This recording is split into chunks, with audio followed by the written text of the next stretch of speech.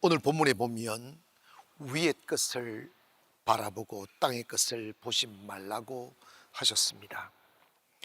예전에 시골에 살 땐 대부분의 가정들마다 집 앞들에 집돼지를 키워서 한두 마리를 키우면서 그 설거지 물도 주고 딩기도 주고 그러면서 돼지를 키우곤 했죠. 그런데 그 돼지의 특징은 보면 항상 밑을 봐요. 항상 땅을 보면서 꿀꿀꿀꿀 거리면서 먹을 것을 찾아다니는 거죠. 그런데 우리가 곰곰이 생각해 보면 위를 바라보며 살라 지은 바 된 우리 인간 또한 위를 바라보지 아니하고 땅의 끝만 바라보며 살아갈 때가 참 많다는 걸 알게 됩니다. 그렇게 애쓰고 노동하고 수고하는 모든 목적이 위의 것을 얻으려고 하기보다는 땅의 것을 잡으려고 그렇게 애달프게 살아가는 모습들을 보게 됩니다. 바울은 본문에서 너희가 그리스도로 말미암아 구속함을 받았으면 더 이상 땅의 것 생각하지 말고 위의 것을 생각하라고 말씀하셨습니다. 왜 그리스도인들은 땅의 것 생각하지 않고 위의 것 바라보며 살아야 합니까? 그 이유는 모든 귀하고 아름다운 것은 땅으로부터 솟아오른 것이 아니라 위로부터 내려졌다는 것을 기억해야만 된다는 거예요. 이스라엘 민족이 광야의 신앙생활을 할 때 그곳에는 아무것도 먹을 것이 없고 마실 물이 없었어요. 그때 하나님께서 하늘로부터 만나를 내려주셨습니다. 아무도 예상하지 못했던 먹을거리예요. 근데 신명기 8장에 보면 하나님께서 광야에서 만나를 내리신 것은 사람이 떡으로 사는 것이 아니라 하나님의 입에서 나오는 말씀으로 사는 것임을 알기를 원하셔서 만나를 내리셨다는 것입니다. 우리가 눈에 보이는 것은 밥이 있어야 먹고 살고 빵이 있어야 먹고 사는 듯 하여도 그 모든 것을 내려주시는 분이 하나님이심을 알아야 된단 말이에요. 어리석은 사람들은 눈에 보이는 세상을 잡아 살려 하지만 세상을 잡으려 하면 날수록 실망만 더해지고 인생은 지쳐갑니다. 때문에 우리는 이 세상을 잡으려고 세상 것을 잡아서 살려고 하지 말고 모든 아름다운 것이 축복이 위로부터 오고 생명이 위로부터 오고 아멘, 은혜가 위로부터 오는 거예요. 특별히 여러분 정말 은혜 좀 입어야 돼. 사무엘상 1장 이하에 보면 한나라는 여인이 나오잖아요. 임신하지 못함으로 버니나로 인하여 고통당하고 있을 때 버니나와 싸우지 않고 이런 마음을 먹잖아요. 나도 기도할 거야. 나도 기도하여 응답받을 거라고. 자기가 불임 여성임을 너무나 잘 안 그 여인일지라도 하나님을 향하여 꿈을 가시는 거예요. 내 기도하면 하나님 응답하실 거라고. 그래서 하나님 내게 은혜 베풀어 달라고. 하나님 제게 은혜를 주시옵소서. 하나님 제게 은혜를 주시옵소서. 결국은 응답받잖아요. 우리 예수 믿는 사람들은 모든 좋은 것이 땅에서 오는 게 아니라 위로부터 온다는 것을 기억해야 됩니다. 때문에 돈 버는 것보다 더 중요하게 여기는 가치, 하나님과의 관계가 중요한 거지. 하나님의 은혜 입는 것이 중요하죠.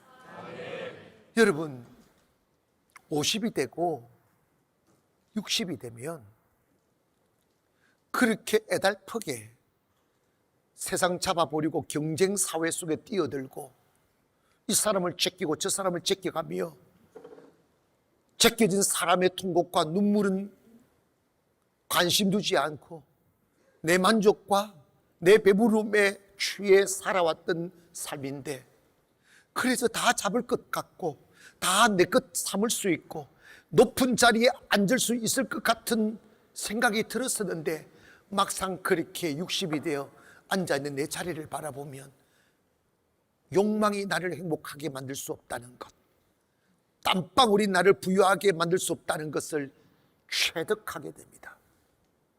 여러분이 근심 없는 가슴으로 잔을 들 수 있고 움츠리지 않은 가슴으로 편한 삶을 살 수 있으려면 여러분의 삶에 하나님의 축복의 은혜가 스며들어야 돼요. 그래야 형통해집니다. 이 세상 어느 누구가 자기 스스로 세상을 이길 수 있습니까?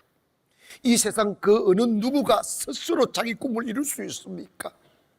하나님의 은혜가 들어와야 돼요.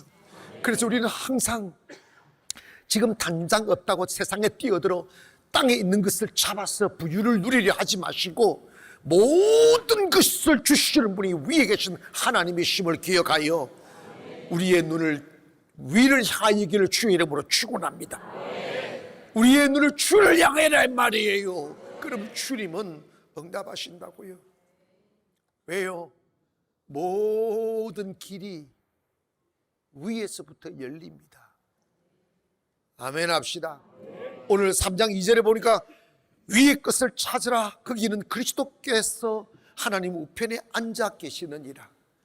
위를 바라보니까 누가 있더냐는 거예요. 위를 바라보니까 너희들이 찾고 있는 금이나 은이 있는 것이 아니다는 거예요. 네가 위를 바라보니까 무엇이 있더냐? 예수 그리스도가 계시더라는 거예요.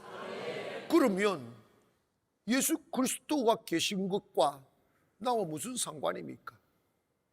이제 여기를 잘 이해를 하셔야 돼요. 예수 그리스도가 누구십니까? 예수 그리스도는 논리적으로는 하나님의 아들이시지만 나와 상관된 관계 속에는 나를 구원하시기 위하여 오신 구세주이십니다. 나를 위하여 죽어주시고 나를 위하여 부활해 주시고 나와 함께 주시기 위하여 다시 성령을 보내주셔서 우리를 고아처럼 버려두지 아니하시고 영원토록 우리와 함께 주시는 분이 예수 그리스도라 말입니다. 그런데 그 예수 그리스도 안에 있는 신비를 요한은 어떻게 설명하고 있느냐 하면 요한복음 1장 2절에 보니까 그가 태초에 하나님과 함께 계셨고 만물이 그로 말미암아 지은 바 되었으니 지은 것이 하나도 그가 없이 된 것이 없느니라. 잘 들으세요. 우리가 왜 눈을 들어 주를 봐야 되느냐 하면 예수 그리스도는 만물의 시작입니다. 그래서 만물이 그로 말미암아 지은 바 되었고 그가 없이 된 것이 하나도 없다. 이 말은 우리가 필요한 물질도 우리가 필요한 세상도 우리가 필요한 금도 은도 예수님으로 말미암아 온다는 거예요. 때문에 내 안에 주님 계시지 아니하면 내가 가진 작은 세상 내게 고통이 되고 두려움이 되고 근심이 되는 거야. 불안이 되는 거. 떠나가면 두려운 거지. 그러나 내 안에 예수님이 계시면 예수님은 만물을 있게 하시는 분이시기에 아무것도 갖지 않아도 부유하고 아무것도 소유하지 않아도 부유해진다 이 말이에요. 왜냐하면 주님 안에서 나오기 때문이라 이 말입니다. 그런데 3절에 다시 말합니다. 만물은 그로 말미암아 지은 바 되었으니 지은 것이 하나도 그가 없이 된 것이 없다. 그러니까 주님 없는 곳에는 아무것도 없는 거예요. 여러분, 왜 세상 사람들이 그렇게 갖고 싶은 거 가졌는데 불안합니까? 어제보다 왜 부유했는데 자살합니까? 많은 사람들에게 둘러싸였는데 왜 외로움을 못 이겨 마약을 합니까? 그 이유는 뭐냐면 주님 없이 온 세상은 나의 친구가 될 수 없다는 것입니다. 여러분 있잖아요. 주님과 함께 가정을 세우고 주님과 함께 사업을 일구고 주님과 함께 인생을 걸어가십시오. 그것이 안전한 삶입니다. 주님 없는 세상은 어디 가나 불안하고 어디 가나 두렵고 어디 가나 공허합니다.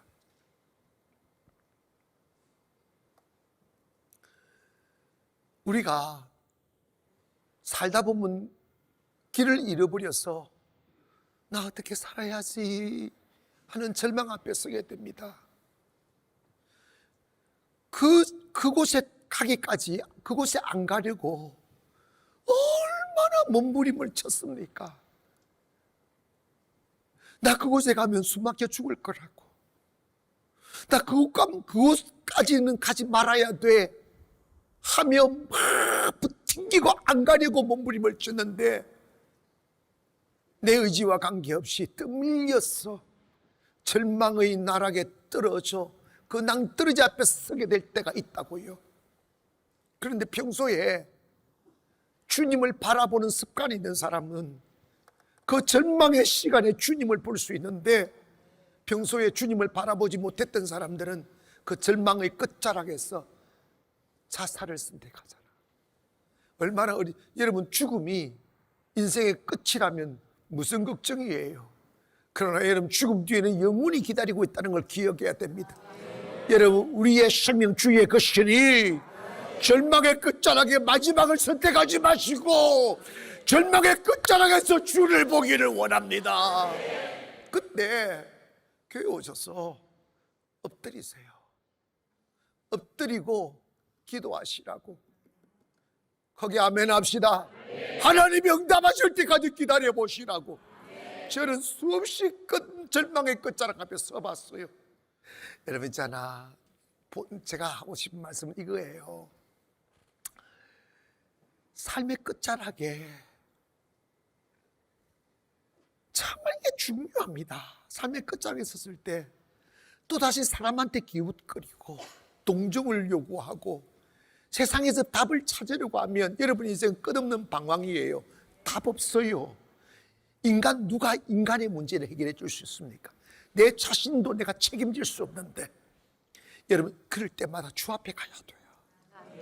주님 앞에 탁 서면 길이 없어 엎드렸고, 배가 고파 엎드렸고, 답이 없어 엎드렸는데 하루, 이틀, 3일만 딱 금식을 해보면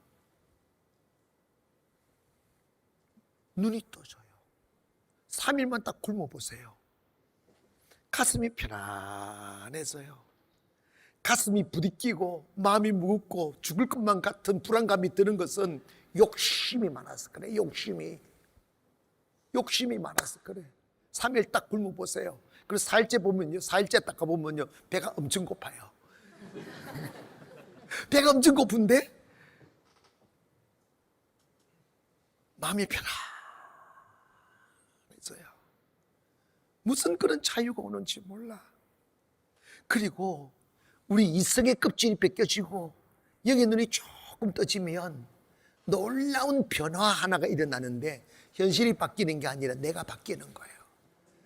믿어지지 않아 불안하고 하나님의 도움에 손길이 끊어졌다고 생각하여 두려웠었는데, 뭐가 믿어지느냐 하면 내가 기도하면 하나님이 들어주실 거야 하는 게 믿어지니까 금식도 행복한 거예요. 사랑하는 여러분, 믿음이 없이 바라보면 위를 바라보고 살라는 이야기는 비현실적인 것으로 여겨집니다. 그러나 살다 보면 알게 됩니다. 위를 바라보는 것이 옳은 거라고. 어리석은 인간은 자신의 작은 힘을 믿고 잘난 체하고 교만 들고 하나님 입으로 부인하고 믿음의 사람들을 조롱하며 살지만, 시편 2편 4절에 보니까 하늘에 계신 이가 웃으시며 주께서 그들을 비웃으시리라고 말씀하셨습니다. 주님은 어리석은 인간을 보면서 웃으신다는 거예요.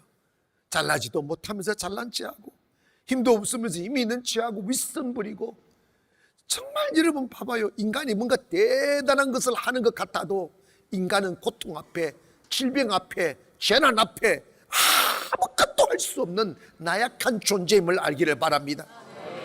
사람이 사람을 피하면 행복할 수 없어요. 사람이 사람을 경계하면 행복할 수가 없어요. 사람이 행복하려면 사람을 사랑해야 돼요. 벽을 만들면 안 된다고요.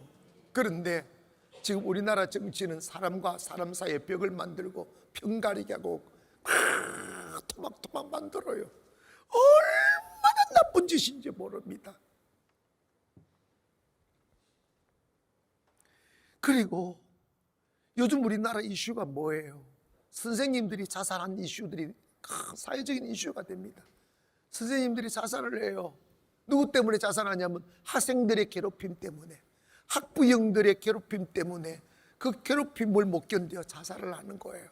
한두 명이 아닙니다. 이게 말이 되는 것입니까? 예전에는 할아버지도 아버지도 어머니도 자기 손주, 자기 아들 가르치는 초등학교 선생님들, 나이 20몇 살짜리 아들도 안 되는 그 젊은이들에게 선생님이라고 인사해 주었어요. 존경해 주었다고, 자기 자식 가르치는 선생님이라고 깍듯하게 따로 지나가면 그 집에 모셔서 대접이라도 해드리려고 하는 그 따스함이 있었다고. 그런데 요즘은 학생들이 선생님들을 어느 폭력하고, 학부형들이 자기 자식 잘 간수하지 않았다고 막 협박해도 돈 뜯고 막 협박하고 고소하고. 여러분, 송도에 있었던 일이에요. 학생들이 선생님이 야 너 왜 그렇게 졸고 있어? 이 말 했다고 조그마한 초등학생들이 입을 맞춰서 우리 선생님이 나를 어느 폭력했다고 고발을 해서 선생님이 경찰서에 가서 조서를 받았고, 조서 받을 때 얼마나 가슴이 무너지겠어요. 자기가 가르치는 제자, 공부하라고 했다는 그 말을 그 영악하게 아이들이 거짓말로 입을 맞추는 거예요. 이게 말이 되는 세상입니까? 어디 쉴만한 곳이 있고 어디 마음둘 곳이 있습니까? 야고보서 4장 1절 이하에 보면 이런 말씀이 있어요. 너희 중에 싸움이 어디서부터, 다툼이 어디서부터 나느냐? 너희 지체 중에서 싸우는 정욕으로부터 나는 것이 아니냐? 너희는 욕심을 내어도 얻지 못하여 살인하며 시기하여도 능히 취하지 못함으로 다투고 싸우는도다. 너희가 얻지 못하면 구하지 아니하기 때문이요 구하여도 받지 못하면 정욕으로 쓰려고 잘못 구합니다. 이 말씀을 간단하게 추려 말씀드리면 이런 것이에요. 네가 땅의 끝 바라보고 욕심 부리며 욕심을 채우려고 싸우고 경쟁하고 죽이고 다투어도 너 결코 그거 얻지 못한다는 거예요. 욕망으로 세상을 얻지 못한다는 거예요. 경쟁과 싸움으로도 얻지 못한다는 거예요. 네가 정말 원하는 것이 있느냐? 위를 바라봐라는 거예요. 기도하라는 거예요.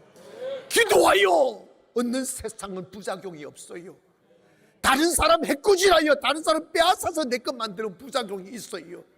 그래서 우리 그리스도인들은 경쟁으로 사는 것이 아니라 우리 그리스도인들은 하나님의 은혜로 사는 것이에요. 제가 송도 와서 상가에서 개척할 때 참 적막했어요.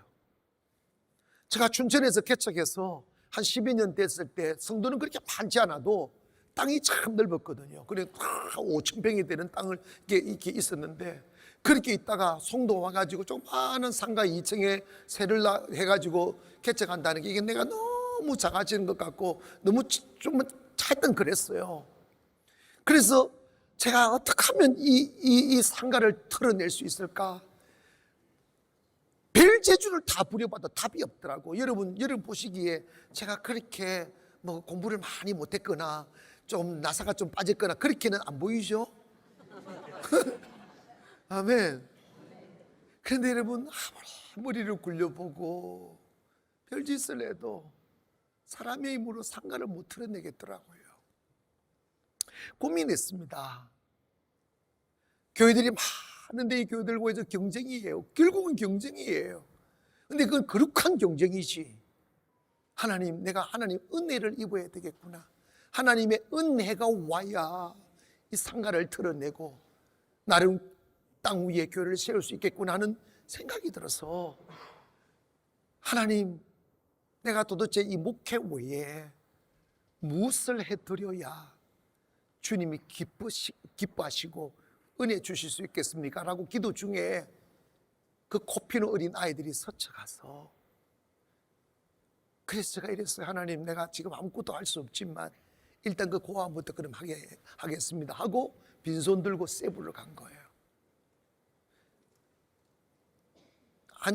지난 목요일 날 제가 영월에 있는 세경대학 총장 갔어요. 우리 그 가난 월드하고 MOU를 맺을 일이 있어서 그 총장이 물어본, 목사님 어떻게 그런 일을 하시게 됐냐고 물어봤어.